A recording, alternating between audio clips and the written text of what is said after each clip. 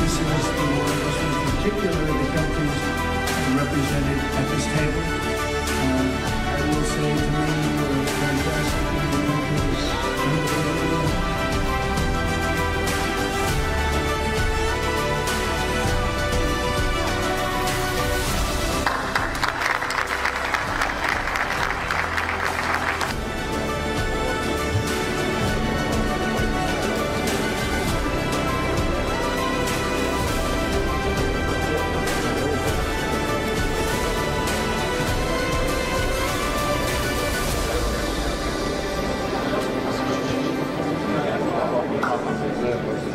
استقبل القيادة الشجاع المحبة للسلام والذي ساهمت جهوده في إنهاء الصراع وتحقيق الأمن والتنمية في منطقتنا بل وفي العالم أجمع.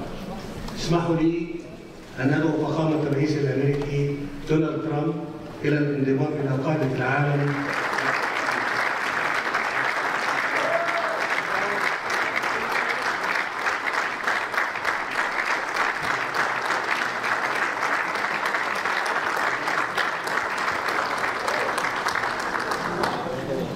Also with us is President Prabowo, a very incredible man, of Indonesia. President.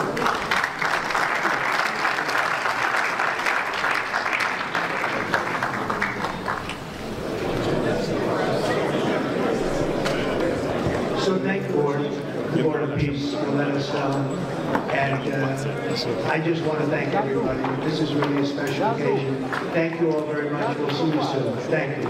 Thank you very much. Thank you. Ya, tadi itu kita lihat gambar yang menampilkan sejumlah kepala negara, sekitar 20 kepala negara yang hadir dalam perdamaian penghentian perang Gaza atau istilah itu KTT Perdamaian Gaza ya, di Sharm el-Sheikh di kota Mesir ya. Ya, itu kota untuk memang spesialis untuk perundingan-perundingan internasional. Oh gitu ya? Ya, itu kayak di kalau Amerika itu Camp David. Camp David gitu ya. Kalau di kita Bali. Di kita di Bali. Ya, atau dulu Bandung ya waktu ACC Afrika. Oke, nah, itu tempat yang tertirah lah. Ya. Nah, itu. Yang dipilih untuk satu nyaman, peristiwa sejarah besar, yang sangat penting. Betul. Untuk tahun 2025 ini setelah ada genosida 2 tahun yang lalu dan terjadi perang di Gaza yang menewaskan ribuan warga Palestina. Nah, Mas, ini apa yang bisa kita syukuri dari pertemuan ini? Karena ada yang mengatakan ini pertemuan tanpa kehadiran yang bertikai. Iya, betul. Jadi secara politik memang ada yang mempertanyakan kira-kira implementasinya sejauh mana ini kalau perdamaian yang dipelopori oleh Presiden Trump dan Presiden Mesir ya. Dan yang lain-lain juga mendukung. Ada 20 negara total yang hadir di situ, termasuk Indonesia ya.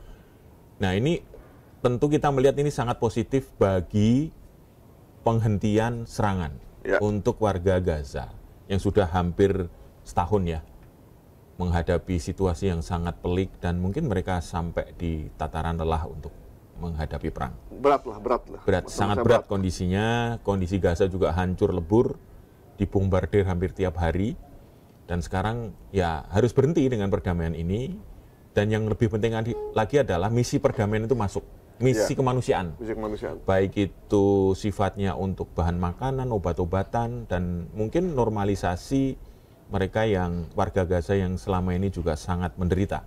Nah, itu mungkin akan normal kembali dalam waktu sementara ini. Ya, sisi positifnya itu. Sisi positifnya adalah setelah mereka menderita selama beberapa tahun, ada yang bilang bukan cuma sekedar genosida, ini adalah benar-benar sebuah penghancuran yang besar-besaran dari sebuah etnis. Secara sistemik, walaupun tidak hancur-hancur juga. Betul. Tapi mereka juga butuh nafas, butuh waktu untuk jeda hidup.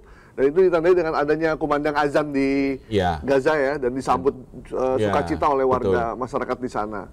Jadi meskipun ada pro dan kontra juga dengan situasi ini, karena ada yang bilang ya Israel nggak bisa dipercaya, nggak bisa didiamkan, tapi tetap harus diperangi. Cuma kita juga harus melihat bagaimana kondisi secara kemanusiaan, bagaimana kalau kita yang berada di situasi itu. Kita paling menghadapi kemacetan.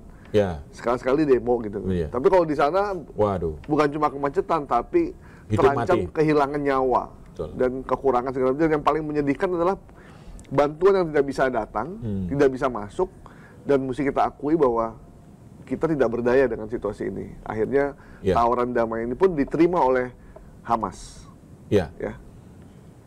Sebenarnya tidak sepenuhnya diterima sih, karena gini, secara politik memang agak susah karena ada isu-isu sensitif yang harus diterima oleh dua pihak yang sedang bertikai lah, dalam tanda kutip ya, satu Hamas, satu Israel.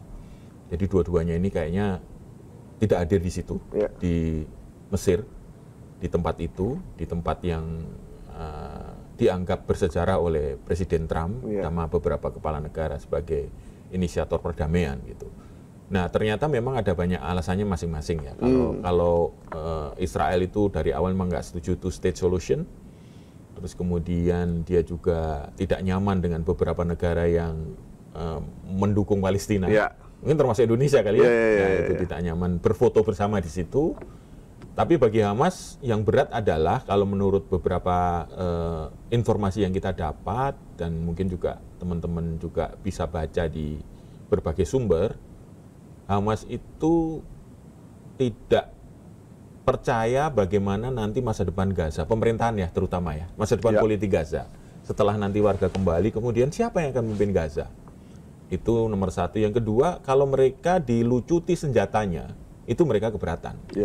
Kenapa? Karena ya kalau nanti mereka udah berkali-kali dibohongin soalnya. Berkali-kali dibohongin. Yang kedua kan ini orang-orang ini komitmennya sejauh mana sampai mengawal nanti benar-benar perdamaian itu ada gitu. Ada zona demilitarisasi. Itu seperti apa juga belum jelas konsepnya. Jangan sampai hanya kesepakatan di atas kertas, tapi dalam implementasi di lapangan kembali ke seperti itu. Terjadi pembunuhan segala macam dan mereka tidak berdaya juga. Iya, artinya ya harus ada jaminan bahwa Israel menaati itu gitu dalam apa ya? Harus ada upaya paksa agar mereka tidak melakukan serangan lagi gitu kan. Iya, kalau dulu kan di Amerika tuh sempat waktu zaman Yasir Arafat dengan Yitzhak Rabin kalau nggak salah ya. Iya. Itu mereka hadir dua-duanya. Betul, dua-duanya di Camp David itu. Di Camp David. Kalau ini kan mereka tidak hadir. Mungkin dua-duanya hadir. Bahkan otoritas Palestina juga nggak tahu ya si Mahmud Abbas seperti apa perannya. Tapi yang mereka sepakati adalah mereka melepaskan para sandera ya, masing-masing. Ya, sandera semuanya dibebaskan, baik dari pihak Israel maupun dari pihak Hamas ya. Sama-sama dibebaskan tuh. Ini juga sangat baik bagi kemanusiaan lah ya. Kita dukung agar mereka jeda menikmati ini nanti saya mau bacain deklarasi lengkapnya ya. Tapi yang menarik nih sebelum saya bacakan, ini di depan tulisannya ada begini. Deklarasi Trump untuk perdamaian dan kemakmuran abadi. Tulisannya deklarasi Trump loh, Mas. Iya. Ini personalis banget ya. Iya, mau dapat mobil kali ya. Iya. Ada kabar gitu juga. Jadi ada desas-desus yang mengatakan kayaknya saya layaklah jadi mendapatkan Nobel perdamaian. Nah, gitu. Padahal kan hadiah Nobel udah diberikan ya, yang kemarin. Ya mungkin nanti 2026. Ini saya singkat aja ya. Biar jelas ini.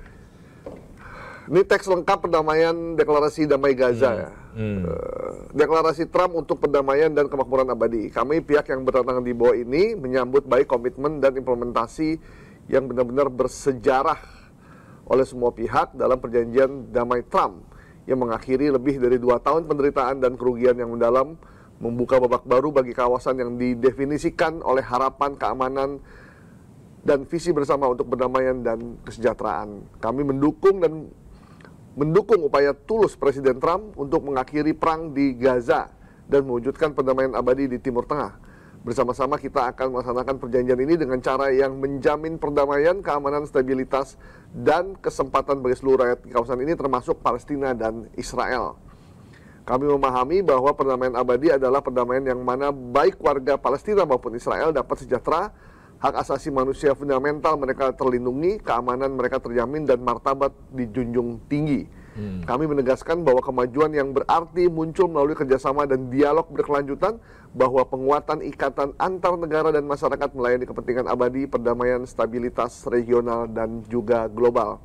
Kami menyadari makna historis dan spiritual yang mendalam dari wilayah ini bagi komunitas agama yang akarnya terjalin erat dengan tanah air di wilayah ini, Kristen, Islam, dan Yahudi. Di antaranya, penghormatan terhadap hubungan sakral ini dan perlindungan situs warisan mereka akan tetap menjadi prioritas utama dalam komitmen untuk hidup berdampingan secara damai. Nah, di alinea terakhir, karena panjang sekali, di alinea terakhir nih ada penutupnya. Dengan semangat ini kami menyambut baik kemajuan yang dicapai dalam membangun perjanjian perdamaian komprehensif dan berkelanjutan di jalur Gaza serta hubungan antara Israel dan negara-negara tetangganya di kawasan tersebut. Kami berjanji untuk, ini kalimat yang agak menarik nih, saling menguntungkan antara Israel dan negara-negara tetangganya di kawasan tersebut. Tricky juga nih. Kami berjanji untuk bekerja sama dan menerapkan dan melestarikan warisan ini, membangun fondasi kelembagaan yang memungkinkan generasi mendatang untuk tumbuh bersama dalam damai. Donald J. Trump, Presiden Amerika Serikat, Abdul Fattah el-Sisi, Presiden Republik Mesir, Tamim bin Ahmad Al-Thani, Emir Negara Qatar, dan Recep Tayyip Erdogan, Presiden Republik Turki. Oh, itu yang terdaftar hanya nama-nama yang tanda tangan 4 ini, empat aja. Yang lain negara lain itu menyaksikan. Oke. Gitu. Menyaksikan bahwa jadi biar kelihatan lebih didukung. Lebih didukung lah, lebih sahih lah. Jadi yang tanda tangan 4 ini. Nah, kira-kira ini kesepakatan yang memang diinisiasi oleh Trump. Ya. Dari kalimatnya sudah sangat jelas ya. Sudah sangat jelas. Betul. Gitu. Dan yang menarik tadi kalimatnya terakhir bahwa Israel menjalin hubungan baik dengan negara-negara sekitarnya. Padahal memang udah baik sebelumnya. Termasuk Mesir lah. Termasuk Mesir, Yordania, termasuk Turki. Qatar. Ini banyak loh orang yang nggak tahu. Yeah. Orang kan sering melulukan Erdogan kan, pemimpin yang Islam yang luar biasa. Jangan salah, Erdogan itu kerjasama dengan Israel tuh luar biasa. Iya. Baik senjata, peluru, terus air, listrik itu banyak kerjasama sama Israel gitu. Jadi banyak yang agak ketipu sebenarnya. Jadi mungkin secara podium tetap menolak penjajahan, tapi untuk bisnis mah jalan terus. Oke. Jadi memang satu tadi kita udah menegaskan bahwa ini penting bagi kemanusiaan. Minimal warga Gaza sudah kembali, sandera dibebaskan, kemanusiaan, bantuan kemanusiaan masuk, semuanya masuk, dan mereka bisa menikmati hari-hari yang lebih baik. Tentu beda dengan yang sebelum ada serangan dulu ya. Nah, yang jadi pertanyaan ini sampai sejauh mana ini akan bertahan gitu ya. Itu pertanyaan penting bagi banyak orang, karena dua belah pihak itu tidak hadir gitu. Dua belah tidak hadir berarti ada sesuatu yang mereka tidak sepakat dari isi itu. Jangan-jangan mereka menganggap ini mah untuk drama aja sama teman-temannya. Mas Bang, kita lihat dulu ini ya, penyerahan Sandra oleh Hamas ya.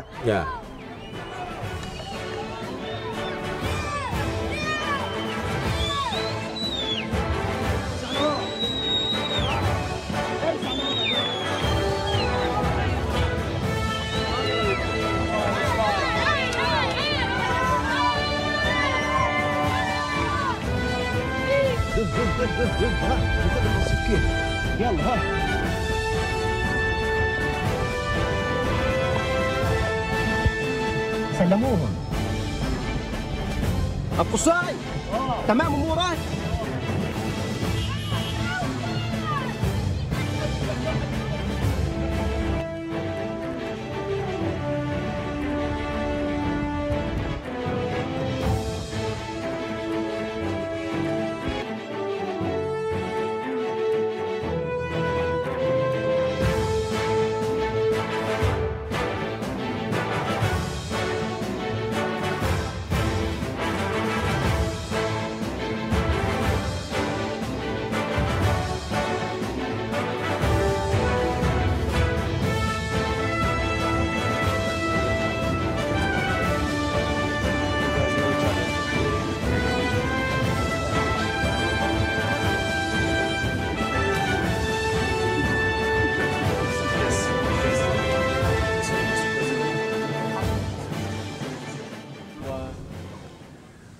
Ya, Mas Pong itu tadi suasana penyerahan 20 orang sandera dan 2.000 orang Palestina yang ditahan oleh Israel. Kita ketahui bahwa kalau tahanan yang dirawat oleh Hamas itu testimoni dari mereka merasa kami tidak seperti ditahan.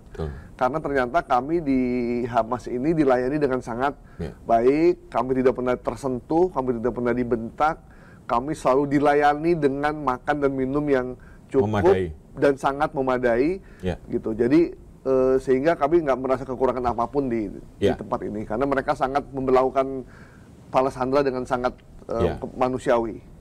Ya, pada akhirnya orang akan mengerti, mengetahui, publik dunia akan tahu kenapa sekarang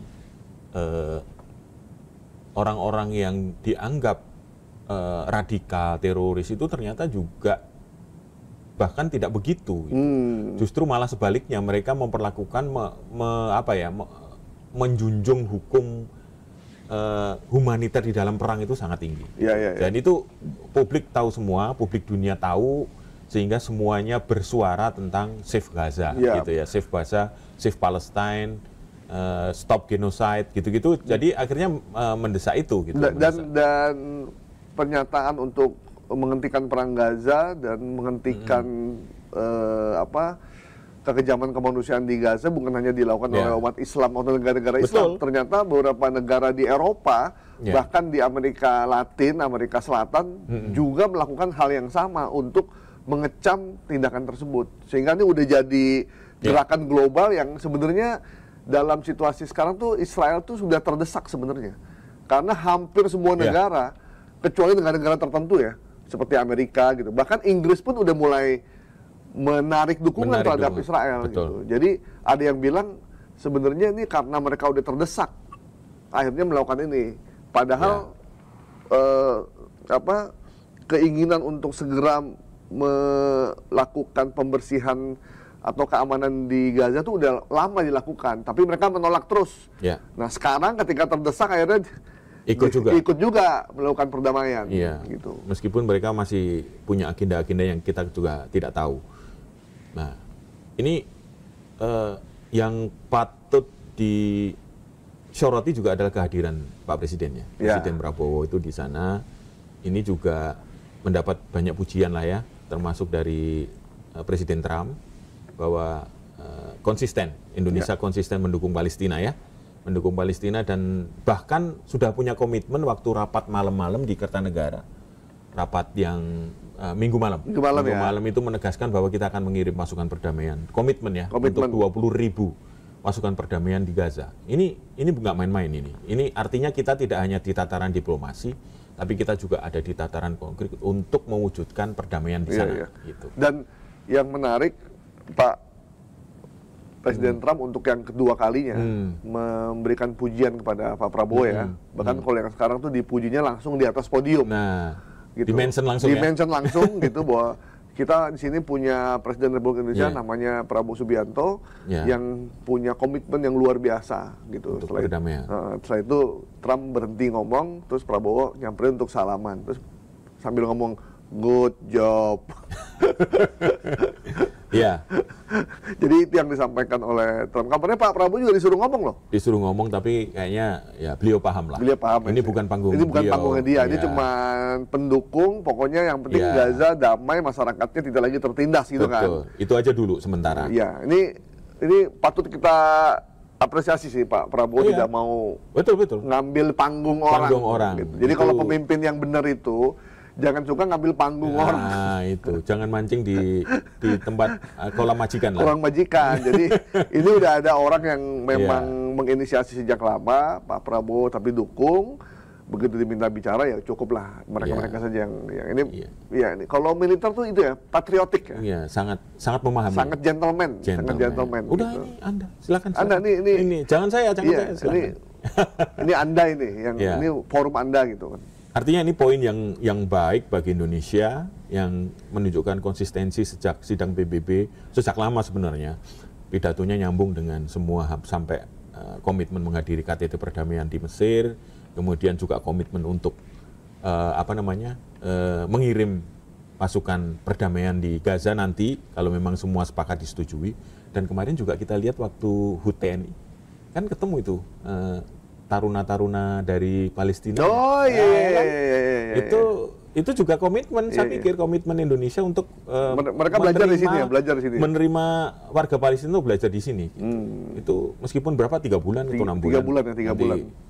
Ya kita paham karena kita punya kedekatan emosional dengan Palestina sejak lama. Jadi tidak mungkin kita mengingkari itu, gitu ya. Iya. Nah pertanyaannya adalah bagaimana nanti di pelaksanaannya? Apakah akan sesuai dengan yang tadi?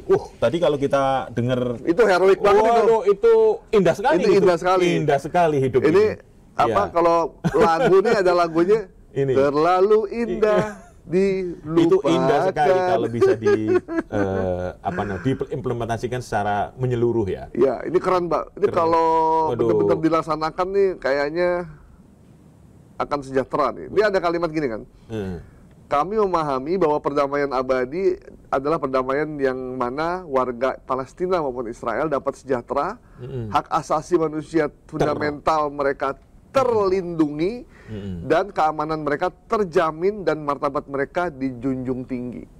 Jadi martabat orang tua, wanita, anak-anak itu dijunjung tinggi. Jadi nggak ada lagi itu pembantaian, pemerkosaan, pembunuhan, orang-orang hamil dibunuh, anak-anak kecil dibunuh, itu udah nggak ada lagi. Kalau itu ada lagi berarti memang artinya orang-orang Israel dan beberapa negara yang membiarkan itu berarti adalah negara yang hipokrit. Karena ini bukan kesepakatan yang pertama. Ini kesepakatan yang sudah berkali-kali dilakukan dan terus dilanggar. Tapi mudah-mudahan dengan dihadiri, kalau dulu kan cuma 1-2 negara aja yang hadir. Kalau sekarang nih ada 20 negara hadir menyaksikan itu dan semua mata tertuju pada perdamaian ini. Jadi nggak bisa sembarangan lagi ini sekarang. Ya, meskipun ya semuanya ada plus minusnya. Jadi gini, setiap presiden Amerika itu memang memiliki target untuk menjadi inisiator perdamaian di Timur Tengah. Termasuk Trump ini gitu. Dengan gaya masing-masing ya. Kalau dulu Ronald Reagan dengan Camp David terus kemudian Clinton, semua akan berusaha mendamaikan itu. Ya, meskipun dalam tanda kutip orang menganggap ya ini memang komoditas politik mereka gitu ya. Di samping itu yang namanya roadmap yang menyusun kan mereka. Yang menyusun adalah tadi yang sudah disebut nama-nama yang disebut. Nah kalau menyusun roadmap perdamaian itu biasanya ada muatan-muatan yang ada di sana sebenarnya mereka punya agenda apa di Gaza. Nah, kan macam-macam tuh. Sudah dulu ada yang muncul di IG-nya Trump membayangkan Gaza seperti apa. Ada membayangkan Gaza seperti di New York kira-kira ya. Ada kolam renang, hotelnya mewah seperti itu. Terus kemudian gimana namanya juga inisiator pasti yang ngatur banyak dia kan. Mungkin ini yang membuat Hamas atau even juga Israel juga belum yakin. Gua kok nggak diajak dari awal sih gitu. Yang nego-nego kan ada anggapan begini, Bib. The devil is on the detail. Nah, gitu. Jadi setannya itu ada di detail kalau pergantian. Kalau ini mah orang waduh udah dibaca. Tapi setannya ada di detailnya. Gimana gitu. Ya, kalau deklarasi kan cuma sekedar berapa rangkai kata kan, kata-kata indah gitu. Lah. Kata-kata indah, tapi detailnya nanti bagaimana? Siapa yang akan mendapatkan keuntungan dari rekonstruksi Gaza siapa misalnya? yang bangun rekonstruksi, siapa developernya? Developernya dari mana? Kemudian nanti siapa yang akan mengendalikan itu? Nanti kalau pemerintahan Gaza dibentuk baru, bagaimana keterlibatan Hamas? Bagaimana mereka dengan faksi yang lain, Fatah? Ini kan bukan sederhana ini. Saya khawatir nanti begitu dalam pembangunannya ada sesuatu yang di luar kesepakatan, tiba-tiba ada penguasaan, terus Hamas tidak diajak, kemudian marah, ditinggalkan, terjadilah konflik baru, akhirnya perang lagi. Gitu. Ya itu. Muter-muter aja terus sampai kiamat. Apalagi kita tahu salah satu yang disebut sebagai ketua rekonstruksi Gaza itu adalah Tony Blair. Mantan Perdana Menteri Inggris ya? Inggris. Kan kita tahu reputasinya dulu terlibat aktif ketika serangan ke Irak tahun 2003. Kepala Rehab Rekonnya dia? Iya, salah satunya. Yang dapat proyek ini proyek besar. Karena di situ juga ada dulu, meskipun ini juga perlu dikonfirmasi ya, bahwa di situ akan dibuat terusan yang akan menyaingi Terusan Suez. Karena pendapatannya luar biasa besar. Ya. Namanya Ben Gurion. Nah itu kan juga terus akan kalau nembak ke situ dia akan mematikan aliran terusan Suez, gitu kan? Ya. Ini juga bagian yang memang harus diperhitungkan ini juga. proyek besar ini. Proyek sangat besar. Jadi harus disampaikan dulu apa agenda di belakangnya. Selain satu tadi Presiden Trump ingin mendapatkan kredit politik internasional bahwa dia sebagai negara yang punya peran penting dalam perdamaian di Timur Tengah. Karena tahu kita pusat konflik utamanya adalah di Gaza. Dan sekarang. Trump jadi inisiator perdamaian ya. Inisiator perdamaian. Apapun gayanya ya. Itu. Pertanyaannya lagi, lah kemana Cina, kemana Rusia? Iya, kenapa nggak muncul? Kenapa nggak ikut? Nah ini pertanyaan yang lain lagi. Berarti ini blok lain lagi. Blok lain lagi nih. Mungkin karena dia udah didominasi sama mereka kan, jadi ya udahlah gitu. Iya. Tapi apapun ini baik untuk tadi pertukaran sandera, tahanan, kemudian warga Gaza sudah kembali. Mudah-mudahan ini bisa berlangsung, ya mereka bisa hidup dengan baik, dengan normal kembali meskipun nggak tahu nanti seperti apa ya ininya. Dan gitu. catatan terakhir Mas Bung ya, kehadiran Pak Prabowo di tengah-tengah pemimpin dunia yang merupakan tonggak perdamaian di Gaza ini itu cukup menarik perhatian banyak kalangan dan Prabowo nampaknya berbaur benar dengan para kepala negara, ngobrol, diskusi, itu memberikan kita sebagai bangsa jadi punya tingkat kepercayaan diri tinggi, rasa bangga yang luar biasa bahwa presiden kita itu dihormati dan dihargai oleh semua kepala negara. Bahkan ketika dia sampai di Mesir disambut langsung oleh Presiden As-Sisi dan di pesawat ke presiden segala macam, dan di acara itu pun dia dapat pujian dari Donald Trump, dan ketika diminta bicara dia menolak dia menghampiri Donald Trump dan memberi salam segala macam, dan hampir semua kepala negara itu menyalami dia. Kenapa? Karena Pak Prabowo adalah presiden di negara Muslim terbesar di dunia. Jadi ucapan tindakan dari Presiden Prabowo itu akan sangat menentukan bagi negara Muslim yang lain dalam melihat memandang konflik di Gaza dan di Palestina dan Israel dan sekitarnya. Jadi penting nih.